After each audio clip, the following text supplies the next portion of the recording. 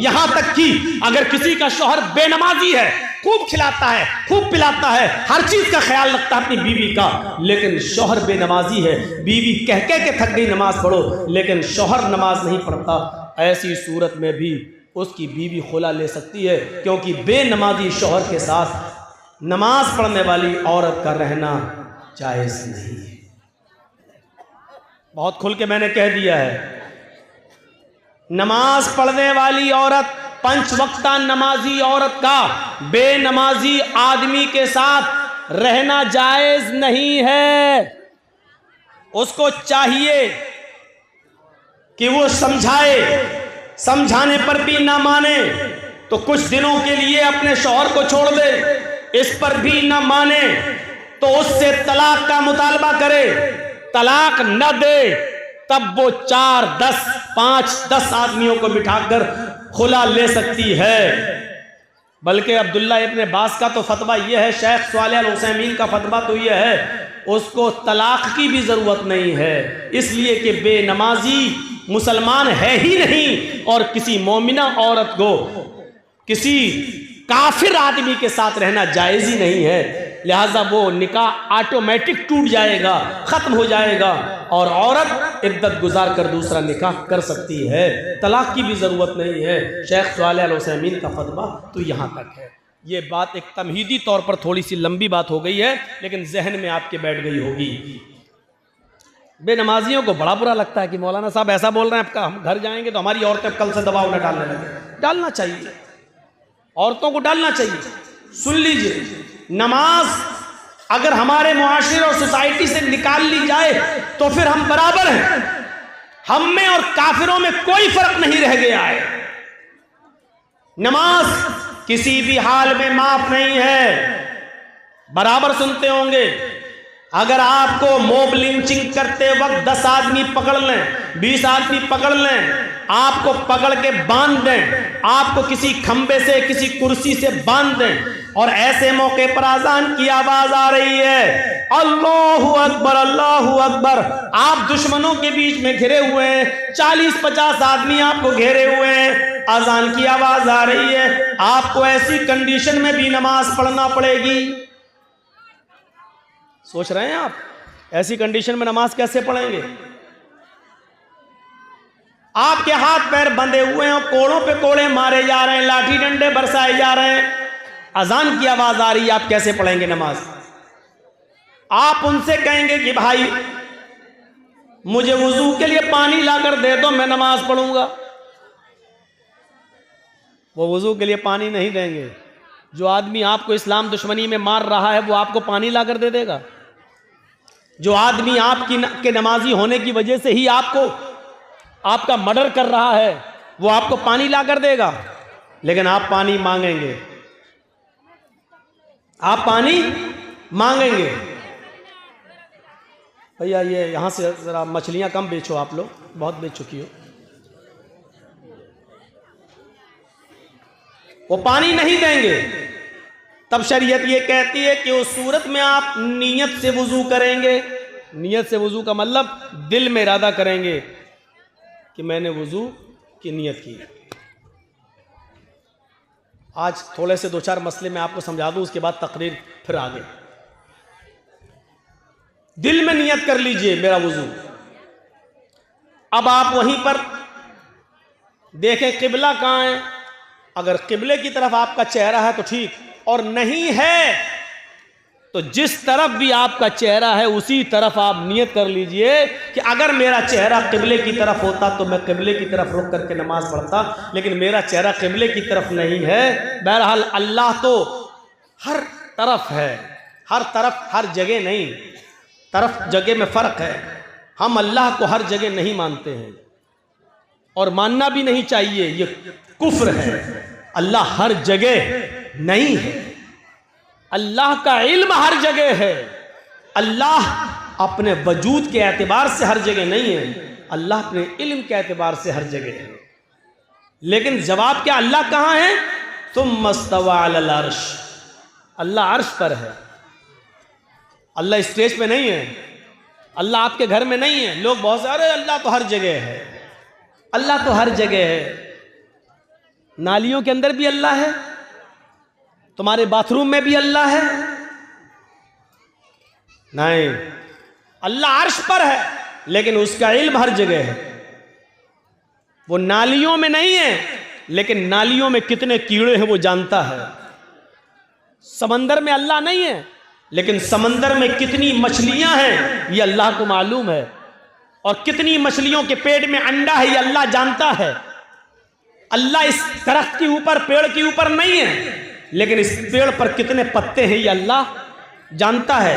अल्लाह माँ के पेट के अंदर नहीं है, लेकिन माँ के पेट के अंदर लड़का है या लड़की अल्लाह जानता है। तो अल्लाह का इल्म हर जगह है, अल्लाह हर जगह नहीं है। यह अकीदा याद रखिएगा। गांधी जी के 3 बंदरों, उतरो, चलो जाओ, ये सामने बैठ के बताइए, पता लगाओ तो ये दिन में पैदा हुए थे कि रात में पैदा हुए?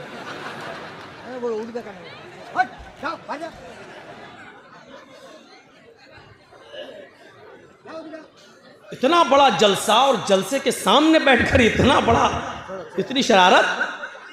मेरा तो दिल कहता है कि इनके माँ बाप से पूछो ये रात में पैदा हुए होंगे, मेरा दिल कहता है। अब सही इल्म तो अल्लाह ही को मालूम है।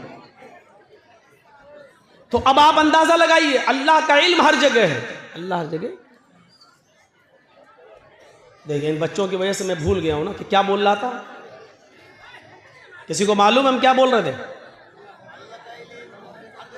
वो तो हमें मालूम ही है।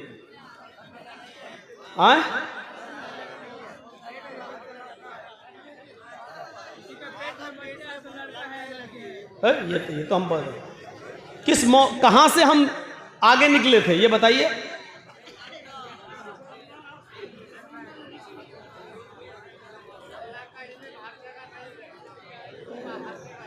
ये तो हमें मालूम ही है कि अल्लाह का इल्म हर जगह, अल्लाह अपने वजूद के एतबार से नहीं। बात कहां से निकली थी? अच्छा सुनिए यार, बात यहां से नहीं निकली थी। बात यह है कि किबला उसको नहीं मालूम है, कुर्सी पर बैठा हुआ है। यहां से बात निकली थी। क्या सुनते हैं आप? बोल रहा हूं, खेत सुन रहे हैं, खलियान। यहां से बात टर्न हुई थी। तो जहां उसका चेहरा है उसी तरफ रुक करके नमाज पढ़ेगा। वुजू नहीं बनाया है, नियत से वुजू, नियत कर ली कि यही मेरे लिए किबला है, चलिए। अब अल्लाहु अकबर नहीं कह पा रहा, हाथ नहीं बांध पा रहा है, तो अब इशारे से कहेगा अल्लाहु अकबर, सुब्हानक अल्लाहुम्मा व बिहम्दिका व तबारक अस्मुका व तआला जद्दुका व ला इलाहा गैरुक, औज़ु बिल्लाहि मिनश शैतानिर रजीम, बिस्मिल्लाहिर रहमानिर रहीम, अल्हम्दुलिल्लाहि रब्बिल आलमीन, अर्रहमानिर रहीम, मालिकि यौमिद्दीन। इस वक्त पढ़ेगा, रुकू नहीं कर पाएगा, अल्लाहु अकबर कहेगा, सुभान रब्बियल अज़ीम, सुभान रब्बियल अज़ीम, सुभान रब्बियल अज़ीम, समी अल्लाहु लिमन हमिदा, रब्बना व लकल हम्द, हम्दन कसीरन तय्यबन मुबारकन फी, अल्लाहु अकबर, सुभान रब्बियल अला। वो नहीं कर पा रहा सजदा, लेकिन मुंह चलाकर पढ़ेगा। लेकिन पढ़ना इस हाल में भी है। अब आप अंदाजा लगा सकते हैं, 50 आदमी घेरे हैं, मार रहे हैं, लाठी डंडे, और अजान का वक्त है, आपको नमाज इस वक्त भी पढ़ना पड़ेगी। अब आइडिया लगाइए कि हम कितने % मुसलमान हैं। वुजू नहीं बनाने दिया जा रहा है, लेकिन दिल से नियत कर लीजिए वुजू की, लेकिन नमाज फिर भी पढ़ना है। मार पे मार पड़ रही है, इस मौके पर भी आपको नमाज पढ़ना है। जब नमाज इस कंडीशन में माफ नहीं है, तो मेरे प्यारे साथियों, मौलाना जरजीस की तक़रीर सुनकर 12 बजे और 1 बजे अपने बिस्तर पर जाकर फजर की नमाज में इसलिए नहीं उठ पाना कि रात में जलसे में हम देर से आए थे, इसलिए फजर में हमारी आंख नहीं खुली। उन लोगों के लिए फजर में सोते रहना कैसे जायज हो जाएगा? मौलवी जरजीस का जलसा आपके ऊपर फजर की नमाज में सोते रहने की इजाजत आपको कैसे दे सकता है? सोचिए। जिनको होटल खोलना होती है वो फजर की नमाज से पहले होटल खोल लेते हैं, क्योंकि नमाज पढ़ने वाले बहुत से लोग बीड़ी की तरह नशेबाज होते हैं, उनको नमाज पढ़ते ही चाय चाहिए। अगर आपको अपनी जिम्मेदारी का एहसास हो जाए आपको अपनी जिम्मेदारी का एहसास हो जाए तो यकीन मानिए कि आप सो नहीं सकते, आप अपने वक्त पर उठेंगे, आप अपने वक्त पर जागेंगे। लेकिन उसी में आपको दिल हमें हर वक्त लगाए रहना पड़ेगा। नमाज करना, हर वक्त नमाज में। जरा गौर कीजिए, एक आदमी भूखा था और उसी से किसी ने सवाल कर लिया कि 2 + 2 कितना होता है, 2 कितना होता है। उसने कह दिया 4 रोटी। यहां तो रोटी के बारे में पूछा नहीं गया, वो 4 माइक भी तो कह सकता था, वो 4 आदमी भी तो कह सकता था, वो 4 पेन 4 कॉपी कुछ भी कह सकता था। लेकिन चूंकि वो भूखा था, उसके दिमाग में रोटी और खाना ही उसके दिमाग पर चढ़ा हुआ था। उससे तो सिर्फ ये पूछा गया कि 2 कितना होता है, उसने कह दिया 4 रोटी। क्यों? क्योंकि उसके जहन में खाना चढ़ा हुआ था, उसकी जबान से रोटी निकल गया, 4 रोटी। मेरे भाइयों, ये रोटी का लफ्ज निकलना ये बता रहा है कि आदमी कितना भूखा है। अगर आपके ऊपर नमाज सवार हो जाए, आपके जहनों पर नमाज सवार हो जाए और आप उठे बैठे लेटे सोए जागे खाए पिए, वक्त दुकान जाएं, कारोबार करें, फैक्ट्री जाएं, ऑफिस जाएं, दुकान जाएं, लेकिन नमाज आपके जहन पर चढ़ी रहे तो यकीन जानिए आपको हर वक्त नमाज का ख्याल लगा रहेगा। रात में कई मर्तबा आप उठेंगे तो अपनी घड़ी देखेंगे, मोबाइल में टाइम देखेंगे कि फजर का वक्त हुआ या नहीं हुआ है। आप अगर अपनी जिम्मेदारी संभालेंगे और समझेंगे तो। एक फकीर ने देखा कि हमारे मुल्क का बादशाह हुकूमत भी बड़ी अच्छी चलाता है और इसके बावजूद उसकी एक भी नमाज तर्क नहीं होती है और वो दीनी काम भी बहुत अच्छा करता है।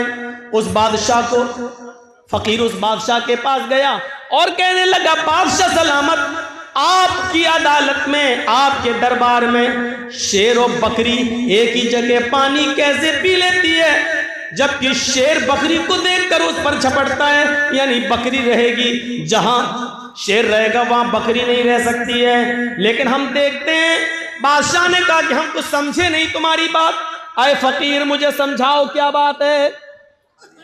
फकीर ने बताया कि बादशाहों को नमाज और रोजे की फुर्सत कहाँ है, वो तो लोगों की शिकायतें और फरियादें सुनते हैं, वो तो बिजी रहते हैं, उनको इतना टाइम कहाँ रहता है कि वो नमाज पढ़ सकें, रोजा रख सकें। लेकिन आप वक्त पर नमाज भी पढ़ लेते हैं, लोगों की शिकायत भी सुनते हैं, हुकूमत भी और हुक्मरानी भी अच्छी तरीके से चलाते हैं और कर लेते हैं।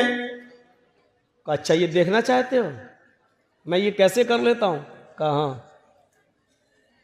कहा कि सुनो, इस फकीर के हाथ में पानी का एक प्याला पकड़ाओ। तो पानी का प्याला पकड़ा दिया, फकीर ने पानी का प्याला पकड़ लिया, कहा जाओ मेरे इस पानी का प्याला लेकर मेरे शहर का एक चक्कर लगा कर आओ। उसने कहा इसमें कौन सी बड़ी बात है, मैं कटोरा लेके वैसे भी भीख मांगता फिरता हूं, चक्कर लगा लेता हूं पानी का प्याला लेकर। उसने कहा ऐसे नहीं, अपने 2 जल्लादों से कहा कि तलवार मियान से निकालो। जल्लादों ने मियान से तलवार निकाली, एक को इस फकीर के दाएं खड़ा कर दिया और एक जल्लाद को बाएं खड़ा कर दिया और कहा अब जाओ इस पानी का प्याला लेकर मेरे पूरी बस्ती का, मेरे पूरे शहर का दौरा करो। और जल्लादों से कह दिया अगर इस पानी के प्याले में से एक भी पानी की बूंद अगर छटक कर जमीन पर गिर जाए तो इस फकीर का सर काट कर जरा मेरे पास ले आना, फिर मुझे जरूरत नहीं इस फकीर की, इसका सर तन से जुदा कर देना। फकीर की तो हवा टाइट हो गई, फिर पानी का प्याला लिया और चल रहा है और ऐसे चल रहा है और एक बूंद भी छलकने नहीं दे रहा है।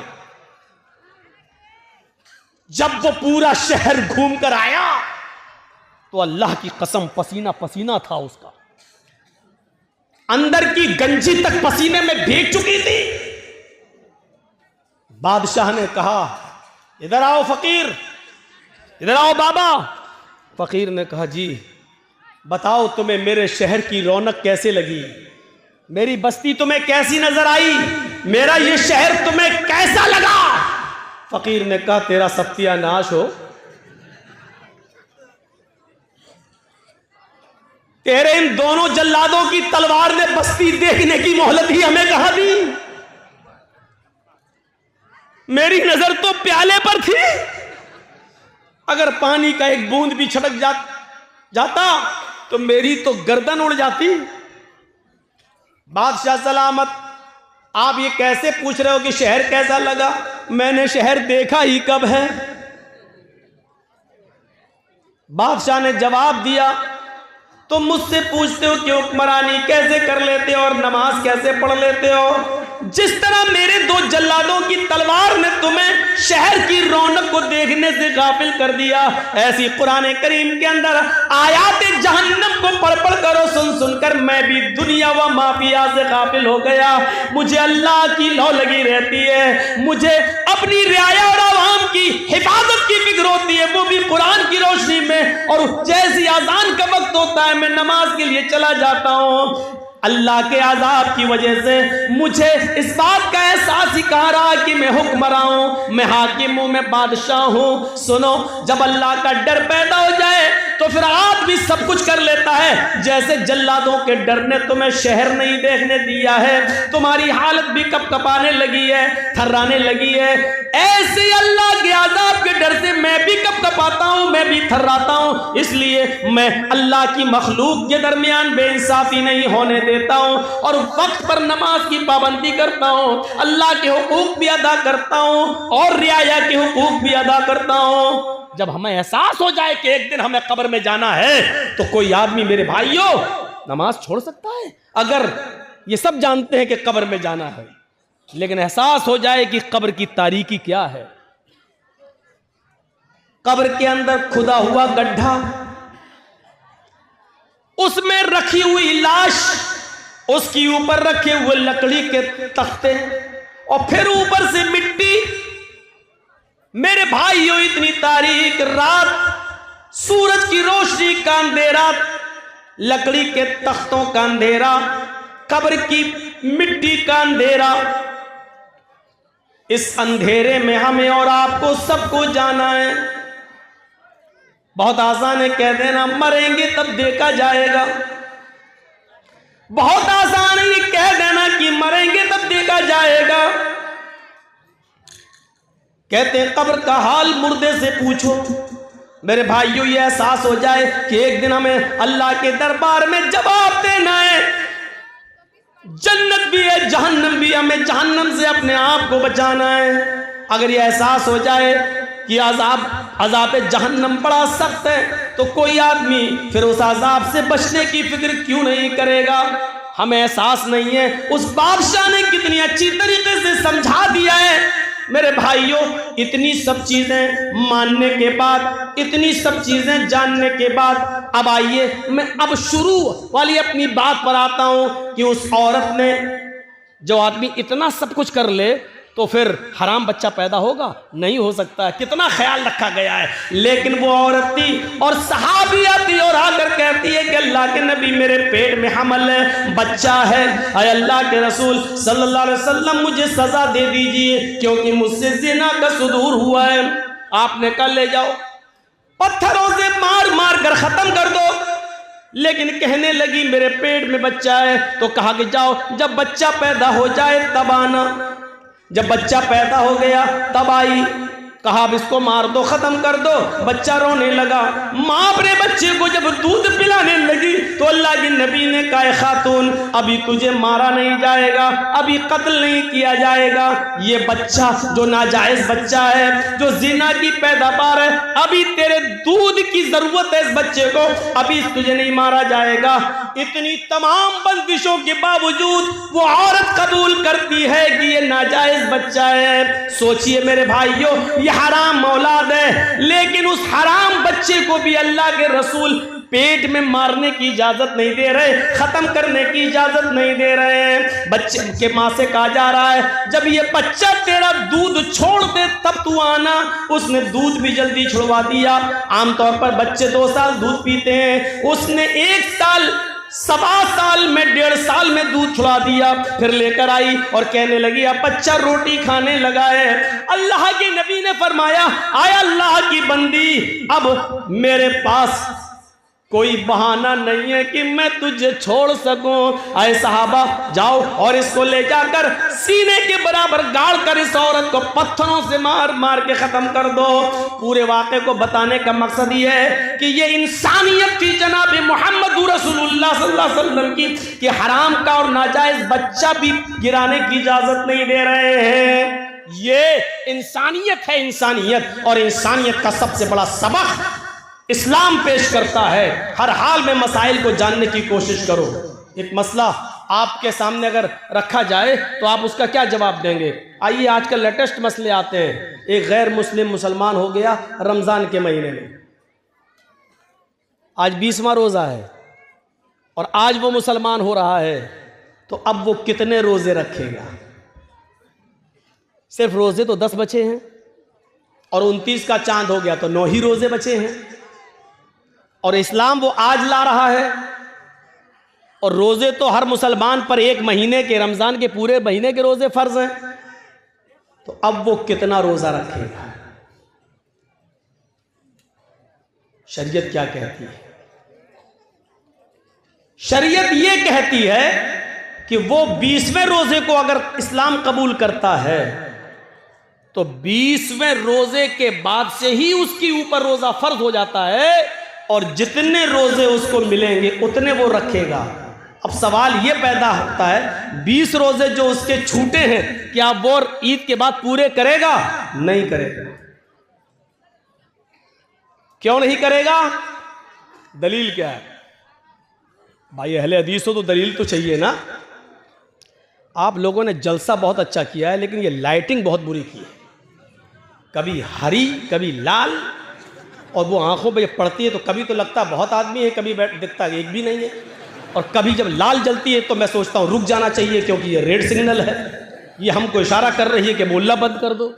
अरे ये तुमको किसने? अरे जर्जी साहब का जलसा है, कोई बारात में नहीं आए हैं निकाह के लिए। ये ऐसी लाइटिंग जलसों में, लाइट ऐसी होनी चाहिए जो जलती रहे, बस बुझे नहीं। तो ऐसा लग रहा है जैसे आंख मार रही हो। अल्लाह की कसम बड़ा डिस्टर्ब हो रहा हूं। कल भी हुआ था लेकिन कल मैं बोल नहीं पाया, सारा गुस्सा इन चैनल वालों पे उतर गया। आज ये लाइट वाले पे लग रहा है सारा गुस्सा उतार दो। कभी लगता है एकदम कहां चलेगी पब्लिक, कभी लगता है यो देखो वहां तक बैठी हुई है। हमारी भी तो आंखें हैं, कोई हम बहुत बड़े बाबा तो है नहीं कि यहां बैठे बैठे हम कलकत्ता तक को देख लें। इतनी मशीन तो है नहीं मेरी आंखों में। तो मेरे भाइयों अब वो 20 रोजे के बाद जितने मिलेंगे वो रखेगा, पहले के नहीं। क्यों? क्योंकि पहले उस पर रोजे फर्ज थे ही नहीं। इस्लाम तो वो अभी लाया है, मुसलमान तो वो आज हुआ है। आज से पहले उस पर रोजे फर्ज थे ही नहीं, फर्ज आज हुए हैं, तो जितने मिलेंगे उतने रोजे रखेगा। एक और मसला याद रखिएगा, एक गैर मुस्लिम अभी मुसलमान हुआ है 20वें रोजे को और टाइम है 5 बजे का, शाम को 5 बज रहा है और अभी इस्लाम लाया, अशहदु अल्ला इलाहा इल्लल्लाह व अन्ना मुहम्मदर रसूलुल्लाह, इस्लाम ले आया, कलमा पढ़ लिया। 5 बजे से ही उसके ऊपर रोजा फर्ज हो गया। सुन लीजिए, अब 5 बज रहे हैं, अभी इस्लाम लाया है, 5 बजे से ही उसके ऊपर रोजा फर्ज है। यहीं पर वो नियत करेगा मैं रोजे से हूं। अब यहां से रोजा है वो, और आपके यहां रोजा इफ्तार हो रहा है मान लीजिए 6 बजे, तो बस 1 ही घंटे के बाद वो रोजा इफ्तार करेगा और उसका ये एक रोजा माना जाएगा। 5 बजे अगर इस्लाम लाया है तो 5 बजे से ही उसके ऊपर रोजा फर्ज हो गया है, और जब इफ्तार का वक्त होता है तब वो इफ्तार कर लेगा, उसका ये एक रोजा माना जाएगा। अब सवाल ये होता है कि वो 5 बजे तक तो खूब खाता पीता रहा, तो खूब खाता पीता रहा, उस वक्त वो काफिर था, उसके ऊपर खाना पीना जायज था। 5 बजे से पहले वो मुसलमान था ही नहीं, इसलिए रोजा नहीं था। 5 बजे इस्लाम लाता है, 5 बजे मुसलमान होता है, इसलिए रोजे के अहकाम 5 बजे से ही उसके ऊपर लागू होंगे। 5 बजे से पहले उसको जो खिलाया पिलाया गया ये अल्लाह की रहमत और मेहरबानी में शामिल कर लिया जाएगा। मेरे प्यारे साथियों, इन मसाइल को जानने की जरूरत है। तो बहुत हो चुका है मौलाना साहब, नमाज के बाद दुआ मांगनी चाहिए कि नहीं, ये पक चुका हूं सुन सुनकर। हम भी पक चुके हैं बता बता कर। चले जाइए मौजमपुर के साइड में, अभी तक नहीं माना जा रहा है। धड़ल्ले से मस्जिद में नमाज पढ़ी जा रही है। 20 साल पहले मैंने कहा था जिस मस्जिद के अंदर कब्र होगी उस मस्जिद के अंदर नमाज नहीं होगी, नहीं माना जाता। दलील क्या दी जाती है? मदीने में अल्लाह के रसूल की भी तो कब्र है, उसको भी तो दीवारों से घेर दिया गया है। अल्लाह के रसूल की कब्र को आम लोगों की कब्र के बराबर खड़ा नहीं किया जा सकता है, क्योंकि नबियों के बारे में नबी का फरमान यह है कि पैगंबरों की और नबियों के जिस्मों को कब्र की मिट्टी नहीं खाती। लेकिन हमारे और आपके जिस्मों के बारे में नहीं है कि कब्र की मिट्टी नहीं खाती। नबियों के बारे में अल्लाह के रसूल का यह फरमान है कि नबियों को वहीं दफन किया जाता है जहां उनका इंतकाल होता है, जहां उनकी रूह निकलती है वहीं पर उनको दफन किया जाता है। नबियों के लिए मसाइल अलग हैं और अवाम के लिए मसाइल अलग हैं, लिहाजा नबी की कब्र को हम आज की कब्र पर महमूल नहीं कर सकते हैं। अल्लाह के रसूल का ही यह फरमान है कि नबियों को वहीं दफन किया जाता है जहां उनकी रूह निकले, यानी मुझे भी वहीं दफन करना जहां मेरा इंतकाल हो। नबी अकरम ने यह फरमा कर साफ कर दिया कि मेरी कब्र वहीं होगी जहां मेरा इंतकाल होगा। नबियों की कब्र को खोद कर नहीं निकाला जा सकता है, लेकिन किसी इंसान को गाड़ दिया जाए, किसी इंसान को दफन कर दिया जाए और पता चले कि यहाँ तो मस्जिद थी, मस्जिद में एक आदमी को दफन कर दिया गया, अगर 10 साल बाद 20 साल बाद भी पता चले तो फिर उस कब्र को खोदा जाएगा। अगर उसमें से कुछ हड्डियां मिलती हैं तो उनको निकाला जाएगा और उनको मुसलमानों के कब्रस्तान में मुंतकिल कर दिया जाएगा और कब्र को जमीन के लेवल पर करके उस पर नमाज पढ़ी जाएगी। अगर 10, 15, 20 साल के बाद अगर उसमें हड्डियां भी ना मिले, जब कब्र को खोदा जाए तो उसमें हड्डियां भी ना मिले, क्योंकि जिस्म इंसान का मिट्टी से बना हुआ और जिस्म को मिट्टी बन जाना है। अब अगर हड्डियां नहीं मिलती हैं तो उस कब्र से 1-2 तसला, 1-2 बड़ा बर्तन भरकर मिट्टी निकाली जाएगी और उसको मुसलमानों के कब्रस्तान में मुंतकिल कर दी जाएगी और इस कब्र को जमीन के बराबर करके उसमें नमाज पढ़ी जाएगी। लेकिन मसला है वो अपनी जगह पर कायम रहेगा। आप उसकी चाहे कितनी दीवारें खड़ी कर दें, चारों तरफ से उसको कितना भी घेर दें, लेकिन जिस कब्र मस्जिद के अंदर कब्र है उस मस्जिद के अंदर नमाज नहीं होगी, नहीं होगी, नहीं होगी। ये उसी नबी का फरमान है जिस नबी का फरमान ये है कि नबियों को वहीं दफन किया जाता है जिस जगह नबियों का इंतकाल होता है। उसी नबी का ये भी फरमान है कि अपने घरों को कब्रस्तान मत बनाओ। ये भी कहा उसी नबी ने, लानतुल्लाहि अलल यहूदी वन नसारा इत्तखज़ू कुबूर अंबियाहिमुल मसाजिद। अल्लाह की लानत हो यहूद और नसारा पर जिन्होंने अपने अपने नबियों की कब्रों को मस्जिद बना लिया है। मेरे भाइयों, कब्रों को मस्जिद नहीं बनाया जा सकता है, मस्जिद में कब्र नहीं बनाई जा सकती है। लिहाजा इस हदीस को अपनी जगह पर, ये मसले पुराने हो चुके हैं, अब लेटेस्ट मसाइल की तरफ आइए, नए नए मसाइल की तरफ आइए। वक्त की ज़रूरत है नए मसाइल की तरफ आना। तो ये मसले तो बहुत पुराने हो चुके हैं, तो हमें इन मसलों को जानने की ज़रूरत है। जहाँ इस्लाम ने एहतराम इंसानियत बताई है, वहीं इस्लाम के अंदर एहतराम मुस्लिम भी बताया गया है। अच्छा, अब ये अंदाजा लगाओ, जब अल्लाह ये कह रहा है कि पड़ोसी के बच्चों को प्यार और मोहब्बत की नज़र से देखो, तो इसका मतलब क्या हुआ? अपने बच्चों से कितना प्यार करो। ये आप अंदाजा लगा सकते हैं ना। जो इस्लाम दूसरों के बच्चों से मोहब्बत करने का हुक्म दे रहा हो, तो उससे अंदाजा लगाओ कि फिर अपने बच्चों से कितनी मोहब्बत होनी चाहिए। जो इस्लाम पूरी इंसानियत के साथ अच्छा सलूक करने का हुक्म दे रहा हो, तो फिर मुसलमानों के साथ अच्छा सलूक करने का उसमें कितना हुक्म होगा। या अय्युहल्लज़ीना आमनुत्तकुल्लाह हक़्क़ तुक़ातिह वला तमूतुन्ना इल्ला व अंतुम मुस्लिमून वअतसिमू बिहब्लिल्लाहि जमीअन वला तफर्रक़ू। इसके बाद वज़कुरू निअमतल्लाहि अलैकुम इज़ कुंतुम अअदाअन फ़अल्लफ़ बैन क़ुलूबिकुम फ़अस्बहतुम बिनिअमतिही इख़्वाना। याद करो, आए मुसलमानों, याद करो उस दिन को, उस दौर को याद करो। वज़्कुरू निअमतल्लाहि अलैकुम इज़ कुंतुम आदाअन, कि तुम आपस में एक दूसरे के दुश्मन थे। फ़अल्लफ़ बैन क़ुलूबिकुम, अल्लाह ने तुम्हारे दिलों में उल्फत डाल दी। फ़अस्बहतुम बिनिअमती इख़वाना, तो तुम अल्लाह की इस नेमत से, इस्लाम की नेमत से, कुरान की नेमत से, नबी की नेमत से तुम आपस में भाई भाई हो गए। अल्लाह ने हमें उस दौर को याद दिलाया जब हम आपस में एक दूसरे के दुश्मन थे। एक एक रोटी और एक एक बोटी के पीछे हम एक दूसरे का कत्ल कर दिया करते थे। एक गांव के एक आदमी की बकरी दूसरे के गांव के खेत में, एक आदमी के खेत में चली गई।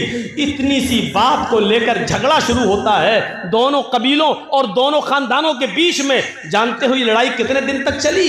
ये लड़ाई 27 साल तक चली। ये लड़ाई 27 साल तक, और 27 साल के बाद जब ये लड़ाई बंद होती है तो दोनों तरफ से मरने वालों की तादाद गिनी जाती है, तो मरने वालों की तादाद थी 40,000। एक बकरी की वजह से, वो भी सिर्फ थोड़ी सी घास खा ली थी, इतनी सी बात पर दोनों कबीलों में लड़ाई चलती है। तो कितने साल तक चली? 27 साल। और 27 साल के बाद जब बंद होती है तो दोनों तरफ से मरने वालों की गिनती कितनी हुई? 40,000। अंदाजा लगाओ कितने खतरनाक लोग थे, कितनी डेंजर कौम थी। हम लोग तो मौज़मपुर लखीपुर को रोते हैं कि इधर जान की कोई कीमत ही नहीं है, कब मार दो और कब नदी में बहा दो। कितनी डेंजर कौम थी। लेकिन ये डेंजर कौम भी जानते हो कितनी हमदर्द बन गई इस कुरान की नेमत से कि एक गज़वे में, गालिबन गज़वे ज़ातिर रिक़ा के मौके पर सहाबा जंग लड़ते लड़ते जख्मी हो जाते हैं। कोई इस झाड़ी के नीचे, कोई उस झाड़ी के पास, कोई उस पहाड़ी के पास। एक सहाबी पानी लेकर घूम रहे हैं कि कोई जख्मी मिले उसको पानी पिलाऊं। उसकी नजर झाड़ी के किनारे पड़े हुए सहाबी के ऊपर पड़ती है जो जख्मों से चूर रहे और चीख रहे हैं, पानी पानी। ये सहाबी उसके पास पहुंचते हैं, उनको उठाते हैं, सर पकड़कर अपनी रान के ऊपर रखते हैं, उनको पानी का गिलास उनके मुंह में रखते हैं, देते हैं कि पानी पियो। जैसी पानी का गिलास उनके होठों तक जाता है, अभी वो पीते नहीं कि दूसरी झाड़ी से आवाज आती है, पानी, काश मुझे भी पानी मिल जाए, या थोड़ा सा पानी तुम मेरे लिए भी छोड़ देना। ये खुद प्यासा था, इसने पानी नहीं पिया, छोड़ दिया और कहा मेरा भाई मुझसे भी ज्यादा प्यासा है, मुझसे भी ज्यादा पानी का मुतलाशी है, लिहाजा जाओ पहले तुम उसको पानी पिला दो। यह आदमी उसके पास जाता है, उसके होठों से पानी का प्याला लगाता है कि तीसरे की आवाज आती है, थोड़ा बच जाए तो मेरे लिए भी छोड़ देना, मेरा भी हलक सूखा जा रहा है। दूसरे आदमी ने तीसरे की तरफ रेफर कर दिया, नहीं नहीं मैं रह सकता हूं, मेरा भाई मुझसे भी ज्यादा प्यासा लग रहा है, जाओ तुम पहले उसको पानी पिलाओ। ये पानी पिलाने वाला तीसरे के पास जाता है, उसको उठाता है, पानी का प्याला जमीन पर रखकर उसको सहारा देकर उठाकर अपने सीने पे लगाता है, फिर पानी का प्याला उठाकर उसके हलक में डालने की कोशिश करता है, उसके होंठ पे लगाता है, होंठ हिल नहीं रहे हैं। पानी का प्याला रखकर उसके दिल की धड़कनों को देखता है तो धड़कनें बंद है, सांस नाक में उंगली रखकर देखता है तो सांस बंद है। यानी तीसरा सहाबी रूह कब से उनसुरी को परवाज कर चुकी है, उसका इंतकाल हो चुका है। इसने तीसरे को जमीन पर लिटाकर दूसरे के पास लौट कर आया, चलो ये तीन ही थे, अब दूसरे को ही पिला दे। जब दूसरे के पास जाता है तो क्या देखता है, वो भी मुस्कुराते हुए चेहरे के साथ लेटा हुआ है और उसकी भी सांसें बंद हो चुकी हैं। वो जल्दी से भागा कि पहले के पास चलूं, क्या देखता है कि पहला भी जहां जहां फ्री के सुपुर्द कर चुका है, पहला भी अल्लाह को प्यारा हो चुका है, है, इस सहाबी की भी जान जा चुकी है। जो कौम 27 साल तक लड़ती हो, जो कौम 40,000 लोगों के मरने के बाद भी जिनकी तलवारें खून की प्यासी रहती हो, ऐसी डेंजर कौम को अल्लाह के नबी ने कैसा बनाया कि एक सहाबी दूसरे के लिए अपनी जान देने लगे, एक सहाबी दूसरे के लिए अपनी जान में उछावर करने लगे।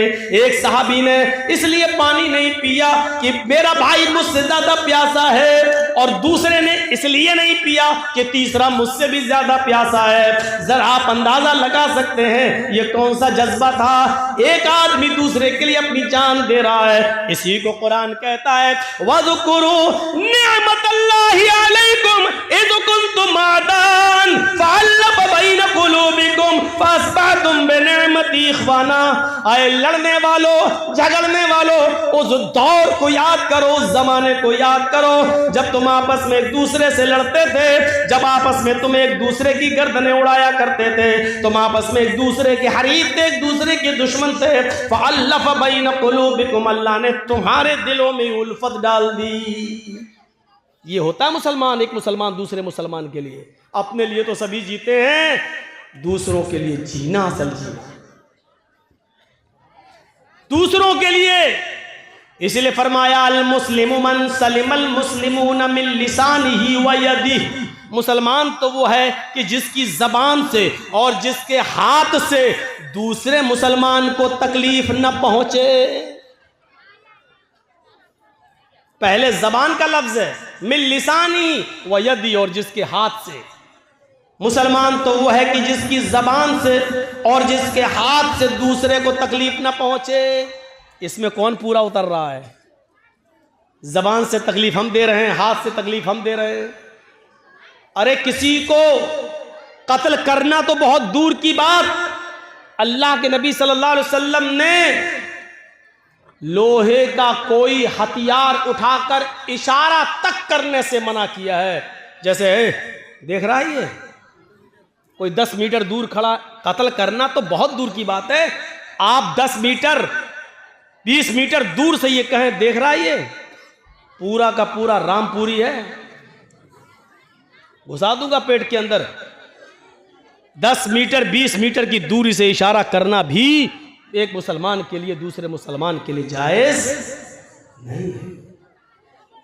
हम कौन सी दुनिया में? यहां हाल ये है हमारा कि तकलीफ ना हो किसी को, ना जबान से ना हाथ से। भैया देखो, सामने से मत उठिए, आप लोग पीछे से उठ के जाइए यार। मेरे सामने से जाते हैं तो बड़ा डिस्टर्ब होता है।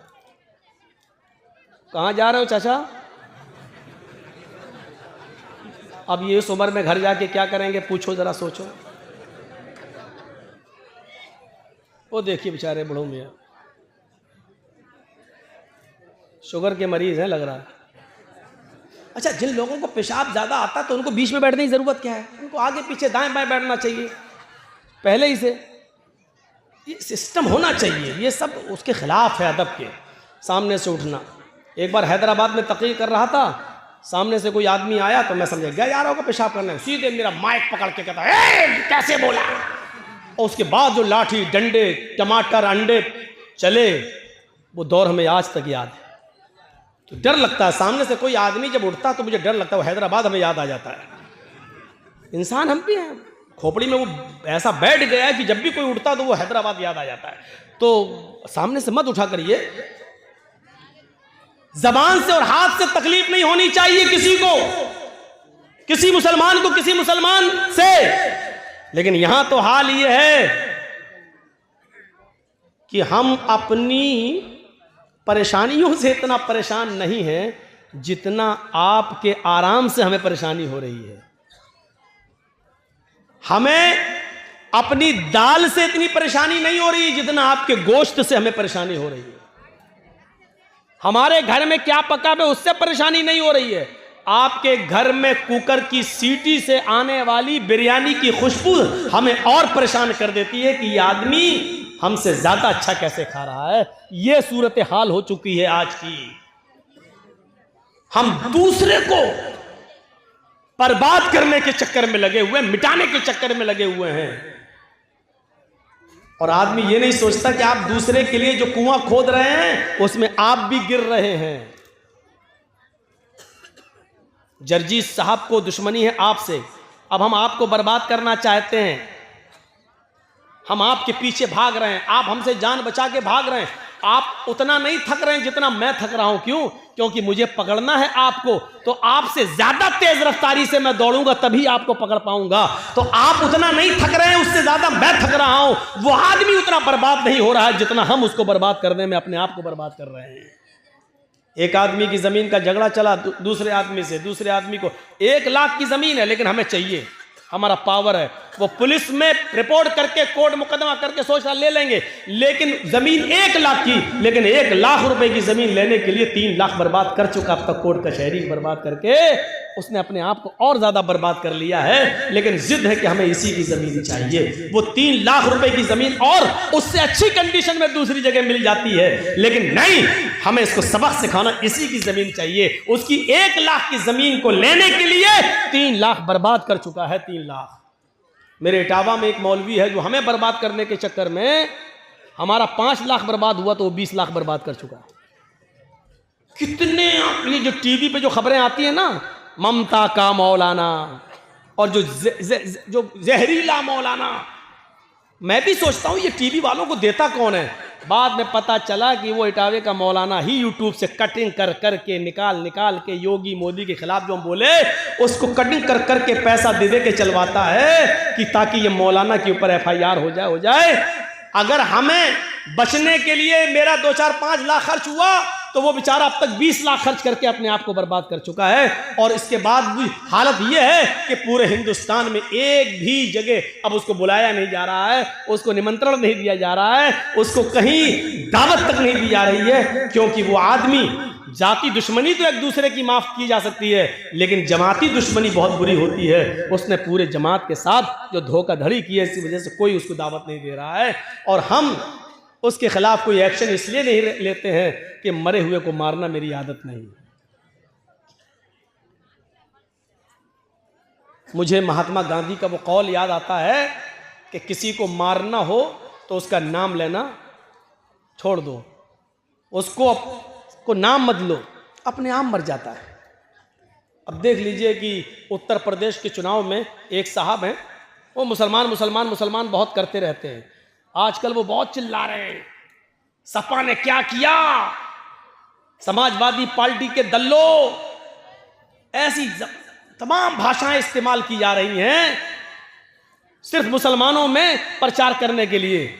लेकिन उसके जवाब में अखिलेश ने एक बात भी नहीं कही है, ना उसका जवाब दिया जा रहा, ना उसका नाम लिया जा रहा है। इसका नतीजा ये निकला कि पूर्वांचल में चले जाओ या पश्चिम में चले जाओ, जो पहले कुछ वोट मिलने वाले भी थे, बंटने वाले थे, चुनाव से 2 दिन पहले सब ऐसे एक हुए, ऐसे इकट्ठे हुए कि उन्होंने सोचा कि नहीं, पहले अपने आप को बचाओ, इसी में भलाई है, इसी में भलाई है, पहले अपने आप को बचाओ। और ये अक्लमंदी का तकाजा है मेरे भाइयों, ये अक्लमंदी है कि हर आदमी को, हम तो बार बार कहे हैं, मेरे मोबाइल में आज तक मेरे घर यही रखा हुआ है, अभी 4-5 दिन पहले चलाया है, अभी जी हिंदुस्तान ने मेरे खिलाफ, और अभी चिल्लाया, देखिए ये लखनऊ में जो ममता बनर्जी आई हैं, ये मौलाना जर्जीस की प्लानिंग का एक हिस्सा है।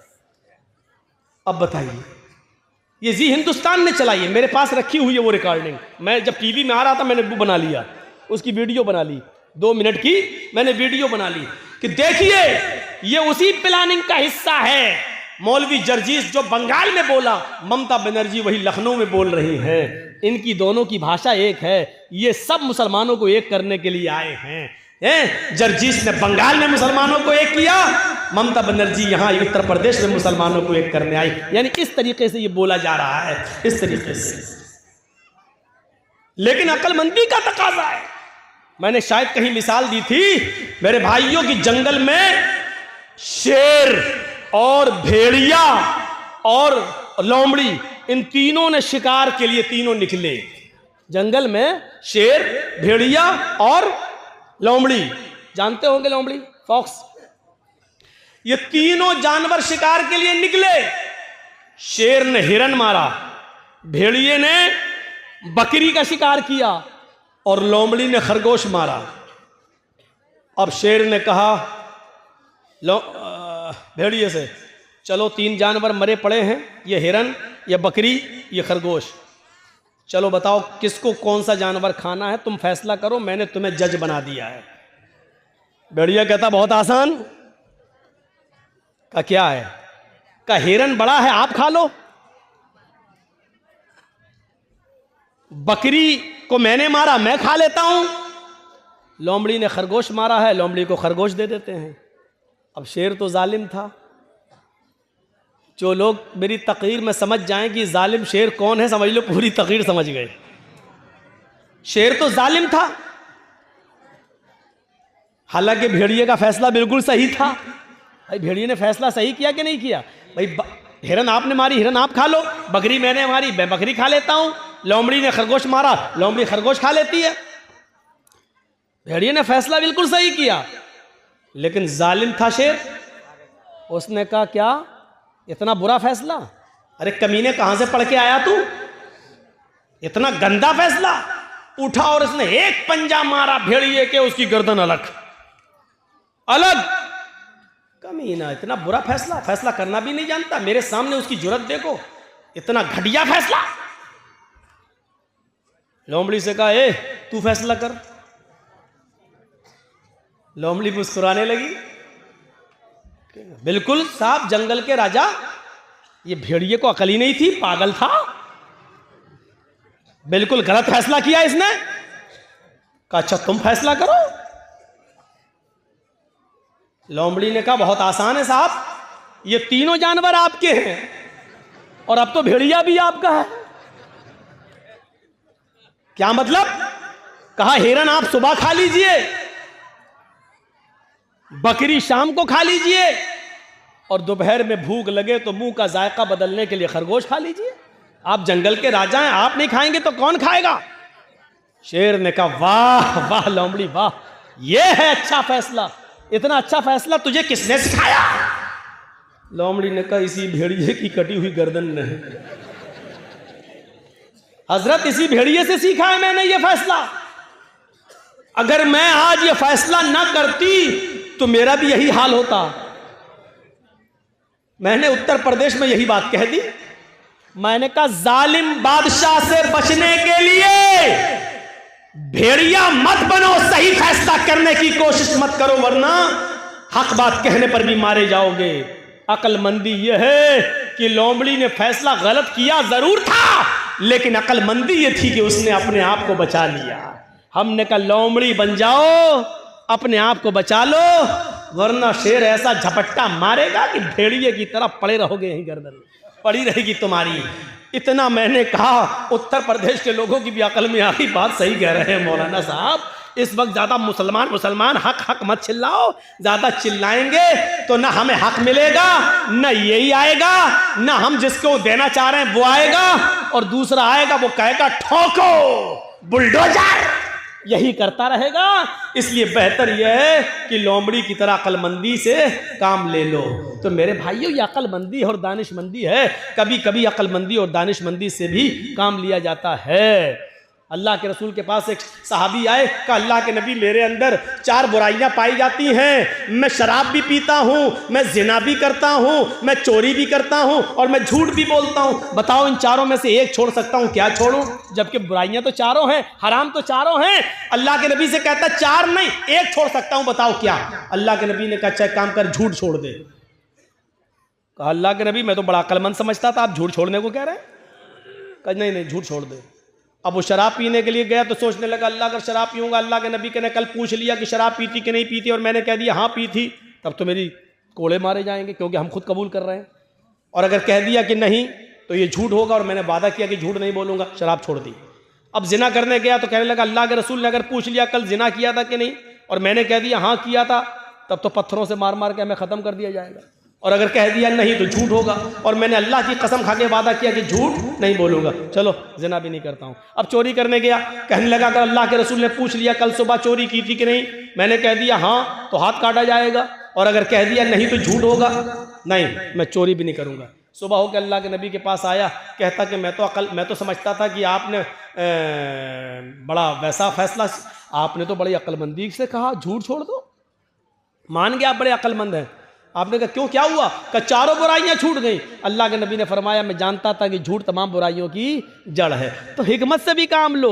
अगर किसी आदमी से सारी बुराइयां नहीं छूट रही हैं तो उसको कहो कि ये छोड़ दो यार, ये छोड़ दो। हिकमत भी जरूरी है। हिकमत भी अल्लाह के रसूल ने दूरअंदेशी से काम लिया, अकलमंदी से काम लिया। हमें भी हर वक्त अकलमंदी से काम लेने की जरूरत है, अकलमंदी से काम लेने की जरूरत है। आज हमारी यही सूरत हाल हो चुकी है मेरे भाइयों कि हम अपनी परेशानियों से इतना परेशान नहीं है जितना हम दूसरे के सुख से परेशान हैं। हमारी हालत यह हो चुकी है। कुत्ता देखा है? कुत्ता देखा क्या मौलाना साहब? हमारा तो उठना बैठना ही उन्हीं में है। कुत्ते ने देखा एक छुरी पड़ी हुई है और उस छुरी पे खून लगा हुआ है बकरी का ताजा ताजा, और छुरी ऐसे जमीन पर खड़ी है। अब कुत्ते को तो चाटने की आदत होती है। उसने कहा इस पे बकरी का खून लगा है, खून को चाटने के लिए उसने अपनी जबान चलाई। जैसे ही चलाई छुरी पर उसकी जबान कट गई। बकरी का खून तो चाट गया लेकिन उसकी जबान कट के उसका खून उस पर लग गया। अब कुत्ता क्या समझ रहा है ना अभी खून बाकी है। उसने फिर दोबारा जबान से चाटा, फिर दूसरी जगह से कट गई। उसने कहा अरे अभी भी बाकी है, फिर चाटा, फिर कट गई। वो उस वक्त तक चाटता रहा कि उसकी जबान कट के गिर गई और फिर वो खुद हलाक हो गया, मर गया। यही हालत हमारी है। मिसाल सख्त जरूर है लेकिन सच्ची मिसाल है। हम दूसरे को बर्बाद करने के लिए यही अपने आप को बर्बाद कर लेते हैं। जैसे कुत्ता बकरी के खून को चाटने के लिए अपना ही खून चाटते चाटते अपनी जबान काट बैठा। यही हाल हमारा है। आज जुमे के खुतबे में मैंने सब सुनाया था ना कि वो दो सहाबी थे, जिन लोगों ने ना सुना हो सुनो, जिनके कपड़े की दुकानें पास पास थी। एक आदमी, एक सहाबी का कपड़ा बिक गया, दूसरा कस्टमर आया, दूसरा भी बिक गया, तीसरा कस्टमर आया, उसी दुकान पर तीसरा भी कपड़े के थान ले गया, चौथा आया, उसने चौथा भी उसी को दे दिया उसी दुकान ने। पांचवा कस्टमर आया उसी दुकान पर कपड़ा खरीदने। दुकानदार कहने लगा नहीं, अब वो कपड़ा मेरे पास नहीं है, मेरे भाई के पास चले जाओ, इससे भी अच्छा कपड़ा तुम्हें वहां मिल जाएगा, ये पड़ोस में दुकान है। उसने ये सोचकर उसको भेज दिया कि मेरे तो 4 कपड़े के थान बिक गए, मेरे घर में मेरी बीवी बच्चों का गुजर बसर चल जाएगा। मेरे भाई की तो बोनी तक नहीं हुई है उस पड़ोसी की, उसके भी बीवी है, उसके भी बच्चे हैं, उसको भी शाम को कमा कर ले जाना है और अपने बीवी बच्चों का पेट पालना है। उसने ये सोचकर अब हमारे पास कपड़ा नहीं है कह दिया ताकि मेरे भाई की भी कुछ बोनी हो जाए, उसको भी इतना कपड़ा उसका भी बिक जाए कि उसके घर में चूल्हा जल जाए। मेरे भाइयों, उसने मना कर दिया कि मेरे पास कपड़ा खत्म हो गया, जाओ मेरे भाई की दुकान के पास चले जाओ। मेरे भाइयों, ईमानदारी के साथ बताना, कंपटीशन के दौर में हमारी इधर चाय की दुकान, बगल में इधर चाय की दुकान, हम दूसरे की दुकान पर आने वाले कस्टमर को भी अपनी आवाज देकर बुला लेते हैं। हम ये ई रिक्शा चला रहे हैं, उधर दूसरा हमारा भाई भी चला रहा है, उसके पास आने वाली सवारी को भी हम खींच लेते हैं। कितना? 20 रुपया? नहीं, आओ हम 15 लेंगे, आओ बैठ जाओ। हम उसके भी मुंह से रोटी का लुकमा छीन रहे हैं। हमारे घरों में बरकत हो तो कहां से हो? हमारे बच्चों को बीमारियां न लगे तो कैसे न लगे? हमारे माँ बाप को बीमारियां और कैंसर जैसी बीमारियों में मुलव्वस न हो तो क्यों न हो? क्योंकि हमने रोजी रोटी के सारे नाजायज तरीके इस्तेमाल कर रखे हैं। हम तो अपने भाई की खुशी देखना ही नहीं चाहते हैं। हम अपने दुकान के होते हुए दूसरे की दुकान पे कस्टमर आता हुआ देखना ही गवारा नहीं कर सकते हैं। मेरे भाइयों, इस्लाम की तालीम ये तो नहीं थी, इस्लाम की तालीम ये तो नहीं थी। इमाम अहमद इब्न हंबल रहमतुल्लाह अलैह के पास एक बूढ़ी औरत आती है और सुनो, आए बीड़ियों का धंधा करने वालों सुनो, आए तंबाकुओं के धंधे करने वाले सुनो, आए सूद और ब्याज के खाने वालों सुनो, आए लंबे चौड़े बैंक बैलेंस बनाने वालों सुनो, आए बैंकों की नौकरियां करने वालों सुनो। इमाम अहमद इब्न हंबल रहमतुल्लाह अलैह के पास एक बूढ़ी औरत आती है और कहती है, इमाम मोहतरम, कहा जी एक मसला पूछने आई हूं, मेरी माँ बहनें सुने। उस ज़माने की औरतें, और वो भी बूढ़ी औरतों में कितना तकवा हुआ करता था। कहा इमाम साहब मैं चरखा चलाती हूँ, चरखा तो जानते हैं ना, मैं चरखा चलाती हूँ, दूसरे लोग अपना सूत दे जाते हैं धागा, मैं उसको बना के फिराती हूँ और उनसे मजदूरी लेती हूँ, कभी दिन में और कभी ओवर टाइम करती हूँ तो रात में भी चलाती हूँ। मैं चिराग जलाकर मैं चरखा चलाती हूँ, जब मेरे पास तेल होता है तो मैं चिराग अपना जलाती हूँ और सूत फिराती हूँ। इमाम साहब उसकी मजदूरी में लेती हूँ। कहा इसमें बुराई क्या है? कहा मैं ये नहीं पूछने आई हूँ कि बुराई क्या है, मैं ये पूछने आई हूँ कि कभी कभी मेरे पास चिराग जलाने के लिए तेल नहीं होता है। अच्छा तो मैं सोने के लिए बिस्तर पर जाना चाहती हूँ, लेकिन देखती हूँ कि पड़ोसी के घर में चिराग जल रहा है और उसके घर के चिराग की रोशनी मेरे आंगन में आ रही है। मैं अपना चरखा लेकर उस आंगन में बैठ जाऊं और उस पड़ोसी के घर से जो चिराग जल रहा है, मैं मांगने नहीं गई उसकी रोशनी, लेकिन उसकी रोशनी ऑटोमेटिक मेरे घर में आ रही है। अगर मैं उसके चिराग की आने वाली रोशनी पे अगर सूत फिरा लूं और चरखा चला लूं और ये चलाकर मैं अपने मालिक से उसकी मजदूरी ले लूं, तो ये कमाई मेरे लिए हराम तो नहीं होगी? मेरे लिए ये मजदूरी हराम तो नहीं होगी? मैंने चोरी नहीं की है, मैंने उससे चिराग में का तेल नहीं मांगा है, उसके घर में चिराग जल रहा है और उसकी रोशनी मेरे घर आ रही है, उसकी रोशनी मेरे घर आ रही है। अगर मैं उसकी रोशनी में सूत फिरा लूं और इसकी मजदूरी में ले लूं तो ये मेरे लिए हराम तो नहीं होगी? ये खाकर कहीं मैं अज़ाब कब्र की मुस्तहिक तो नहीं बनूंगी, कहीं मैं जहन्नम में तो नहीं जाऊंगी। अहमद इब्न हम्बल रहमतुल्लाह अलैह फरमाते हैं, खातून माँ तेरे सवाल ने अहमद इब्न हम्बल के इल्म को आज शर्मिंदा कर दिया।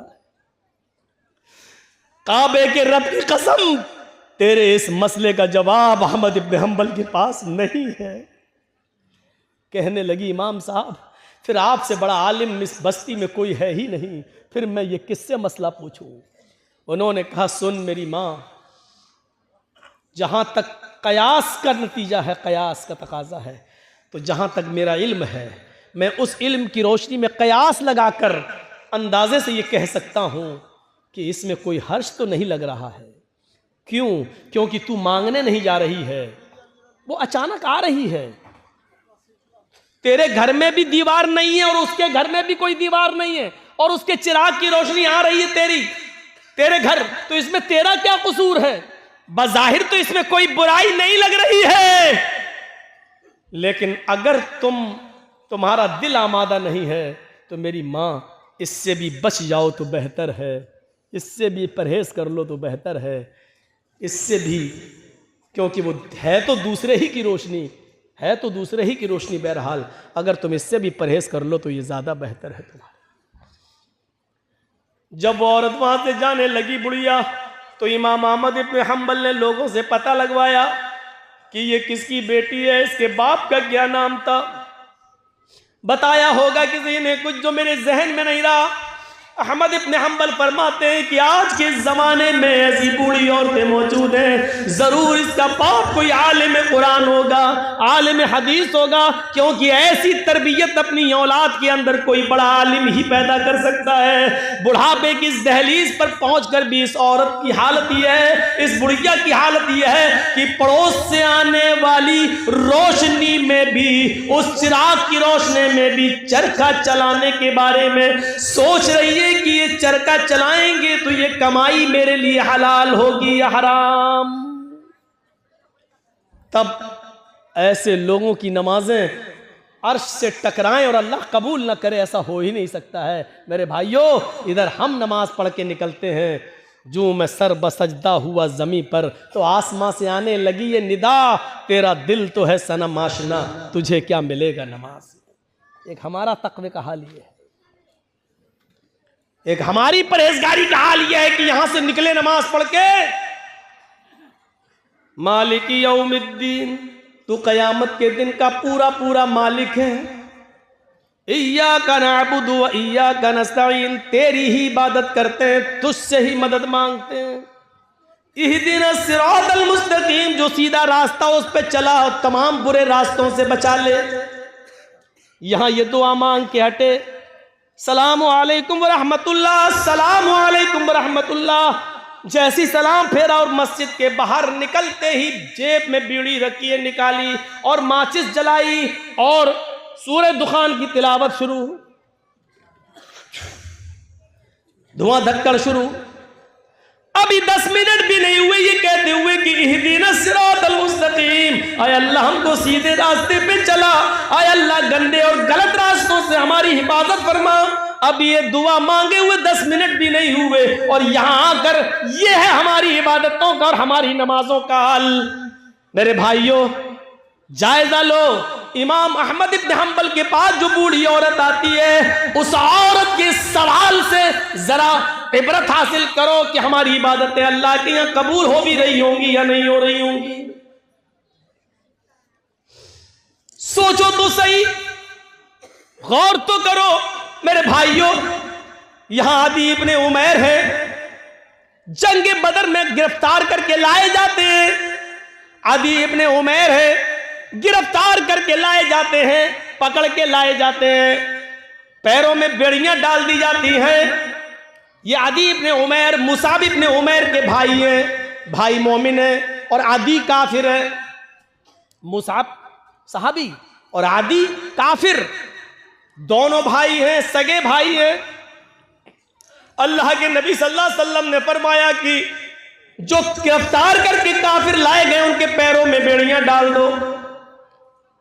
आदि के पैरों में जब बेड़ियां डाली जाने लगी तो मुसाब इब्ने उमैर वहीं खड़े हो गए और जो उनके पैरों में बेड़ियां डाल रहा था सहाबी, आदि इब्ने उमैर के पैरों में वहीं खड़े होकर मुसाब इब्ने उमैर कहने लगे, आए सहाबी अपने दोस्त से, आए दोस्त इसके पैरों में बेड़ियां जरा टाइट डालो, यहां से कस दो, मैं इसको अच्छी तरीके से जानता हूं, ये लॉक तोड़ने में, जंजीर तोड़ने में बड़ा माहिर है, यहां से टाइट कर दो वरना ये तोड़ के भाग जाएगा।